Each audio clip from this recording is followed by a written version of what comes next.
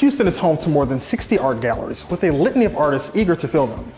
But one particular artist not only has his own gallery, but he's also developed his own movement. I'm Javan Hamilton, and this is John Ross Palmer.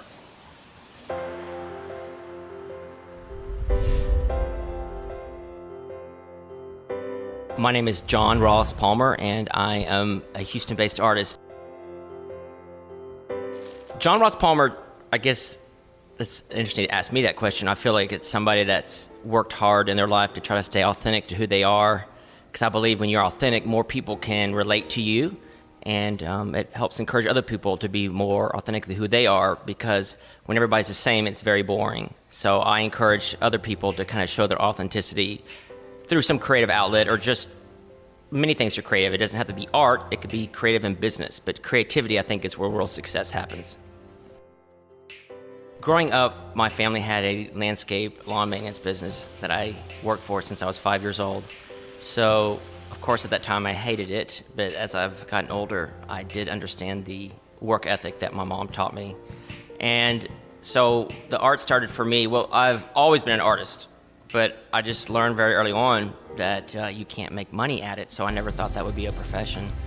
So then my father dies unexpectedly and suddenly when I was 24 years old, and at that point I decided that I didn't want to have an average life. I wanted to be somebody that's going to have an exceptional life, and so I dropped out of school and went and bought my first canvases and painted abstract for the first time, and had some friends over to show them the art and started selling it right away, luckily. A fifth-generation Texan and a third-generation Houstonian, John Ross Palmer managed to turn full-time art into a business model. It was a natural progression of sorts, an evolution. A big part of that in the last 10 years has been my husband, Ryan Lindsay. He's really helped fine-tune, I guess, what you call the art business into what it is today. So I think when you do what you love, you find people that you love and love you to help support you. Art as a whole takes time, but turning it into a business model does require more time and effort that some artists are not willing to put in. There's a great artist I met, Robert Rauschenberg, many years ago now, and I just asked him, why don't artists make it work? Why don't they make money? Why don't they pay their bills with their art? And he said, artists are not willing to go through their 300 bad paintings to get to their good stuff. Meaning you have to put a lot in, and then things will come out, but people aren't willing to put all that into it. They give up, they quit, they don't have faith or confidence in themselves. So I think the business model is do what you love, do a good job at it, be professional, have the mindset of longevity with it, respect, honor people along the way, and I think you'll be successful in whatever you do, even in art. But such a venture was not without its hiccups, with even fewer people buying high-end art after 9/11 and during the Great Recession. This led Palmer to launch his own merchandise as a supplement. Beautiful scarves, bracelets, coasters, and other pieces which continue to be sold in his gallery.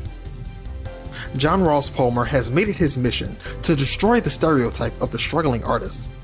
As such, he established his own mentorship program, now in its 10th year, for visual artists to further develop their craft, as well as learning how to market their work. Edgar Medina, a noted alumnus, was featured on our show earlier this season. The purpose of the mentorship program is not to show them how to paint or to show them my style. If they want to know a technique, I'll show them. But the purpose is to get them more organized and selling more art out in the market more. Because the more they're able to sell what they do, they can pay their bills with their art, and their art's going to become better. Life experience has led Palmer to establish his own art movement called escapism. Escapism to me is really to get back to your birthright of being the innocent, creative, abundant, not knowing about death and disease and things, and just being alive and living life every moment. And so escapism is going back to that place in our life that we're born with so we can enjoy life and not worry about the things that really don't enhance our life. The real purpose of it for me in the beginning was healing. When I lost my father suddenly, I had never lost somebody that I had loved that much and had a daily conversation with. And so a piece of me was ripped out, and I just remember thinking I never want to love anybody again. Why would I ever set myself up for such a horrible nightmare of losing somebody? But through all that pain, I think Two things can happen. One, you can drown it in drugs or alcohol or some other addictive thing, or you can use it to empower you to become a better person and then share with people, because life is challenging at times, and to give them a way to deal with that is uplifting, can help other people. Palmer's art has been seen and shown around the world, amassing high-profile collectors, including the late Joan Rivers and President George H.W. Bush, and even the Dalai Lama. When I started painting, it was never my purpose in my head to meet some great people, but it just goes back to, if you do what you love, things just come your way. Artists are known to donate their work to various charities throughout the year, but Palmer has opted for a different route. It got to a point where we were really inundated with a lot of requests, and nobody wants to ever tell somebody no, especially when they're trying to do good and alleviate somebody else's pain. So what we decided to do is focus on one charity a year and really help them, really get their message out. Last year, University of Houston School of Social Work was our charity of the year. This year, Trees of Hope is our new charity of the year, and it's off to a great start, and I'm sure it's going to be just as great as it was with the University of Houston. All of this is why he is the hardest working man in the art business. Whenever you come see us or see my art, it's a guarantee there'll be something new and exciting that we're doing. We never stay stagnant. We never rest on what we've done the day before. If we stop what we're doing, the interest in us would die. So we pledge to always keep people excited.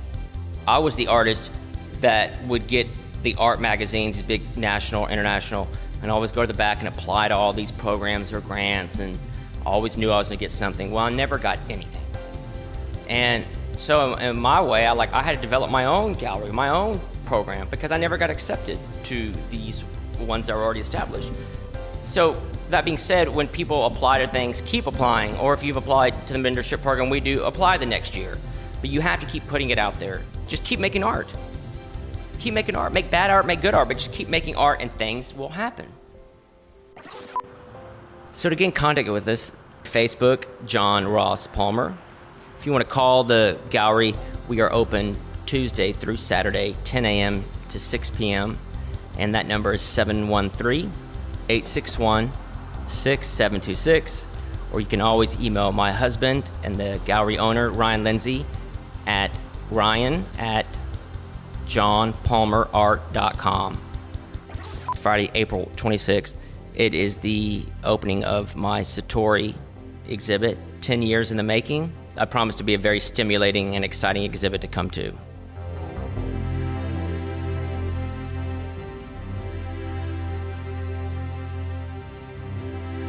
I am John Ross Palmer, and this is Houston.